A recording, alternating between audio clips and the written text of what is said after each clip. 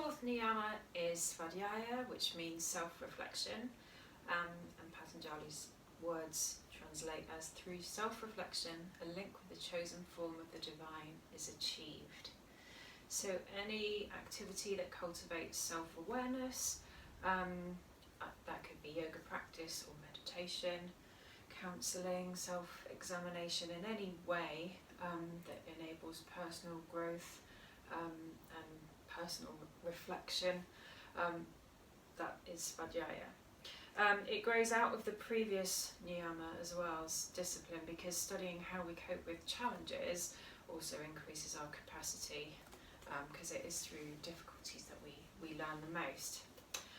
Mudra for this niyama is Sammukhi Mudra. So this actually is quite powerful, and it closes the gateways into the head, and this will allow more self-study or self-reflection, so closing any external distractions. So you're going to bring your middle and forefinger to cover your eyes.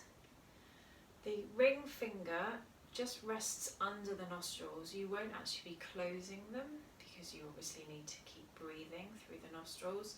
It's a symbolic closing of the sense of smell. The little finger comes next to the sides of the mouth, so that's closing the mouth, and your thumbs come to your ears. So you're using all of the digits to close eyes, nose, mouth and ears. Relax the shoulders and focus on yourself, how you feel.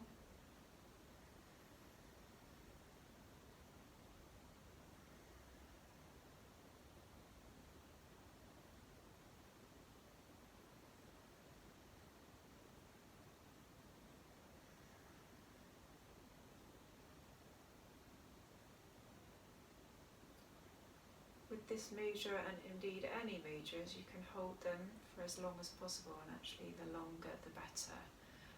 It is quite a different feeling to have the senses closed in that way, and it really brings home that internal feeling. The pose I'm going to do to go with Svadhyaya is triangle pose, Trikonasana, but one with thoughts of what's happening inside. So come to standing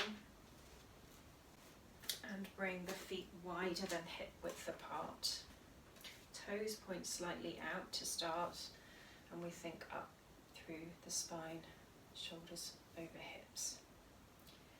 We're just going to turn the right toes in and the left toes out. Keep our hips and shoulders straight. Breathe in to sweep the arms parallel to the floor, and then breathe out to lean over to our left and down with the left hand. You can bring the right hand to the hip at this stage. We're aiming to have a nice straight left leg and a upward current of energy through the torso, from tail to crown of head. If you feel that you have that, you can bring the right arm parallel up and look towards the right hand. Find the pose. Switch on the muscles involved without straining them. And remember, we're just trying to find this balance between allowing and working. In fact, it is a perfect balance of that energy and that ease to come out of the pose. The right arm can come back down to the hip, and on an inhale, come back up to standing. Bring the left foot in,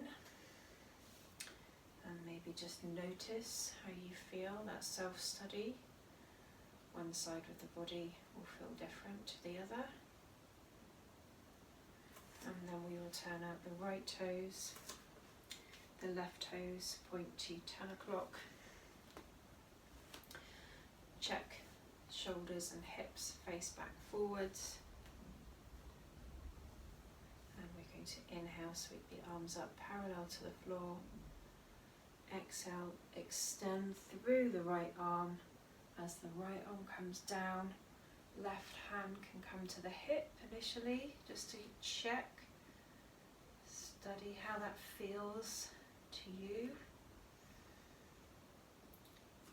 Thinking your back is possibly flat as it can be against a surface behind you, with length from the tail to the crown. And then sweep the left arm up, look at the left hand. Find that same ease. Notice which muscles are working. Make sure none of them are straining. We're not pressing down into the right shin.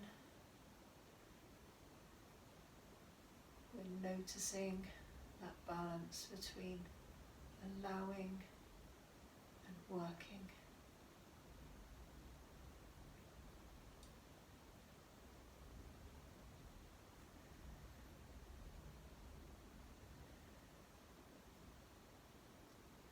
And on an exhale, release the left arm to the hip.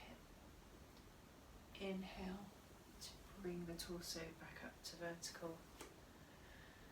And exhale, heel toe or step the feet back together in mountain pose. Svadhyaya.